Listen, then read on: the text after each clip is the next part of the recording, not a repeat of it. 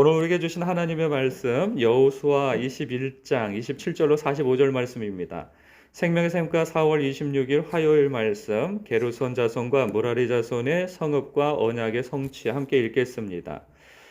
레위 가족의 게르손 자손에게는 므낫세 반지파 중에서 살인자의 도피성 바산 골란과 그 목초지를 주었고 또 부에스드라와 그 목초지를 주었으니 두 성읍이요 이사갈 지파 중에서는 기시온과 그 목초지와 다브랏과 그 목초지와 야르뭇과 그 목초지와 엔간님과 그 목초지를 주었으니 네 성읍이요 아셀 지파 중에서는 미살과 그 목초지와 압돈과 그 목초지와 헬갓과 그 목초지와 루흡과 그 목초지를 주었으니 네 성읍이요 납달리 지파 중에서는 살인자의 도피성 갈릴리 게데스와 그 목초지를 주었고 또 함못 돌과 그 목초지와 가르단과 그 목초지를 주었으니 세 성읍이라. 게르손 사람이 그 가족대로 받은 성읍은 모두 13 성읍과 그 목초지들이었더라.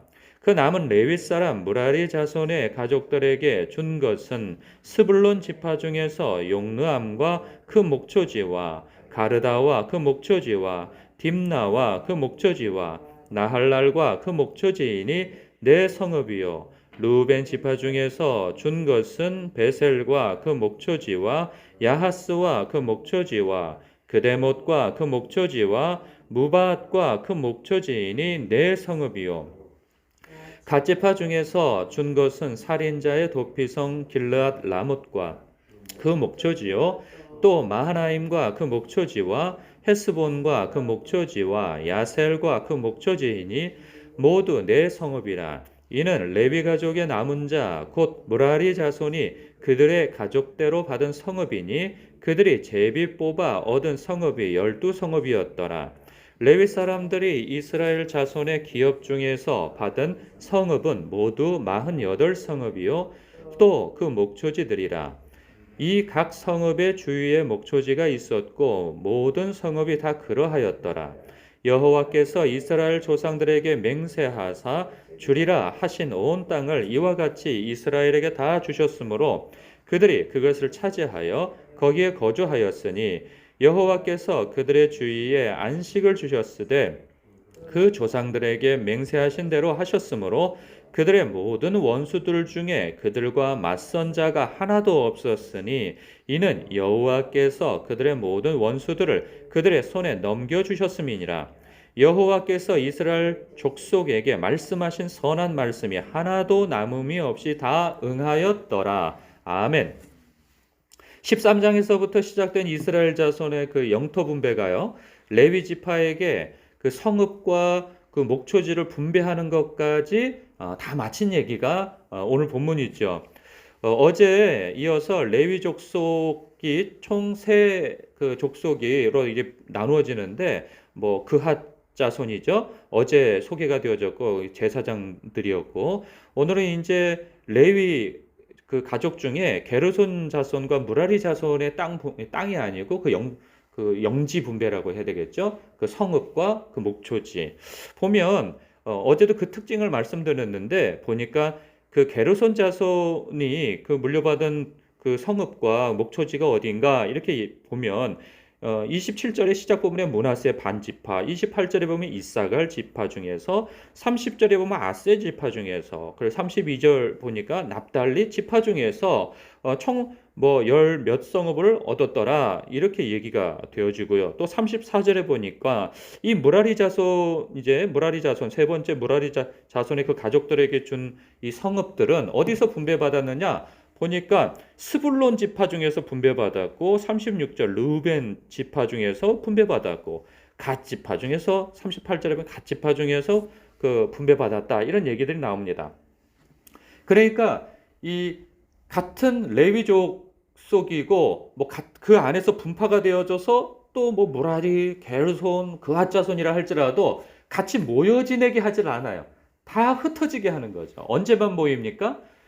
그 실로에서 혹은 뭐 나중에 베델에서 나중에 예루살렘에서 이 제사가 자기의 그 제사 지낼 순서가 되어지면 그때 중앙으로 모이는 거죠. 중앙 집권적으로 모이는 거예요. 그래서 성전에서 하나님께 제사를 드리고 예배를 드리고 자신의 그 성전 섬기는 일을 최선을 다해서 섬기죠. 그리고 난 다음에 뭘 하냐? 자기의 임무가 끝나면 흩어지는 거예요.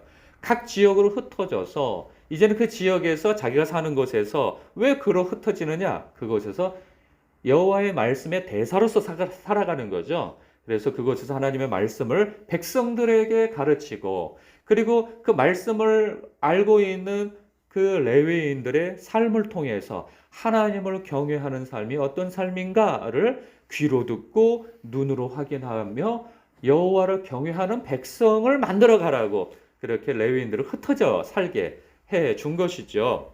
이것은 오늘날 우리 믿는 사람들에게도 예수 믿는 사람들에게도 적용되어지는 말씀이죠. 우리가 일주일에 한 번 내지는 뭐 여러 차례가 될 수 있겠지만 교회를 중심으로 하여서 신앙생활을 하게 되어집니다. 그러나 교회가 중심되어졌다고 교회 안에서만 모여 있는 것은 아니죠. 이렇게 새벽 예배를 드리고 난 이후에 여러분들이 하나님의 말씀을 듣고 어떤 마음의 충만함을 얻어서 이제 사업처로 가고 가정으로 가고 직장에 가고 학원에 가고 이렇게 흩어집니다.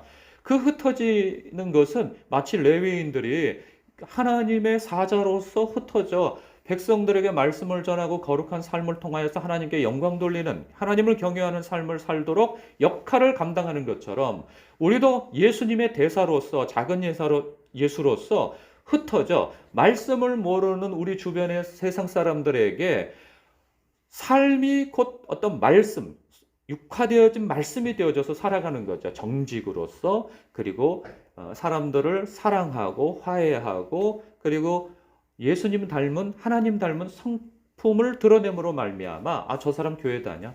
저 사람 어디 무슨 직분자래? 이거 다 알고 있어요, 사람들이. 뭐 알려주지 않아도 그건 너무 잘 알더라고요. 숨길 수가 없어요. 세상에 이렇게 빛으로서 감춰질 수가 없단 말이죠. 하나님께서 그렇게 우리를 보내신단 말입니다. 그랬을 때 놀랍게도 부정적인 거는 우리의 부정적인 요소는 사람들이 너무나도 잘 알아차려요. 그래서 우리는 우리가 나 혼자만 살아가는 것이 아니고 나를 위해서 살아가는 것이 아니고 하나님의 영광을 위하여서 우리가 부름받았고 또 보냄받았다는 사실을 알고 우리가 기회가 된다면 복음도 전하고 말씀도 가르쳐야 하고요. 물론 또한 그 삶을 통해서 그들에게 예수님이 말씀하신 바 너희의 착한 행실을 통해 세상 사람들이 하나님께 영광을 돌리게 하라 하신 그 명령에 따라서 우리는 또 흩어져 살아야 하는 이 레위 지파로서 그리고 왕 같은 제사장으로서 삶을 살아야 한다는 그 교훈이 이 말씀 속에 우리에게 담겨져 있는 것이죠. 뿐만 아니라 43절부터 45절까지의 내용은 이제 이 땅 분배가 마무리되어지면서 하나님께서 당신의 백성에게 약속하신 것을 어떻게 이루어주셨는가에 대한 그러한 요약이 나옵니다. 이것을 보니까 43절에 보니까 이래요. 여호와께서 이스라엘의 조상들에게 맹세하사 주리라 하신 온 땅을 이와 같이 이스라엘에게 다 주셨다. 주셨다는 거죠. 그리고 45절에 보니까 여호와께서 이스라엘 족속에게 말씀하신 선한 말씀이 하나도 남김없이 다 응하였더라. 그 하나님께서 약속하신 바는 무엇이었습니까? 조상들에게 아브라함 때에서부터 약속하신 바는 이거였죠. 너의 씨를 통하여서 이제 너희에게 이 가나안 땅을 주겠다. 이 말씀하셨어요. 그 약속은 이삭과 야곱에게 흘러갔고 그리고 나중에는 모세는 여호수아에게, 여호수아에서 이제 이스라엘 백성에게 약속을 계속 하나님께서 주셨어요. 근데 그 약속이 이제 어떻게 되어진 거예요? 현실화되어진 거죠. 이게 사실 굉장히 오랜 시간이 걸렸지만 하나님의 계획 속에서 이 일이 가시화가 되어지고 현실화되어졌어요. 이제 땅을 다 분배받았어요. 그래서 이제 안식을 취할 수 있게 되어졌고 그들의 힘만으로는 결단코 그 가나안 족속들을 물리쳐 이길 수 없었는데 이 여호수아서 시작부터 하나님께서 그들을 물리쳐 주시는 모든 현장들을 그들은 다 경험했잖아요. 자신의 힘만으로는 아이성 하나도 빼앗을 수 없는 그들이었는데 하나님께서 무혈입성하도록 그 여리고성을 무너뜨리게 하고 그리고 연합군들과 싸울 때에도 그들을 다 물리치도록 하나님께서 작전 명령 주셨고 그리고 어떻게 저렇게 하라 하는 이 모든 지시와 함께 심지어는 불리할 것 같으면은 기적을 내리셔서 뭐 우박을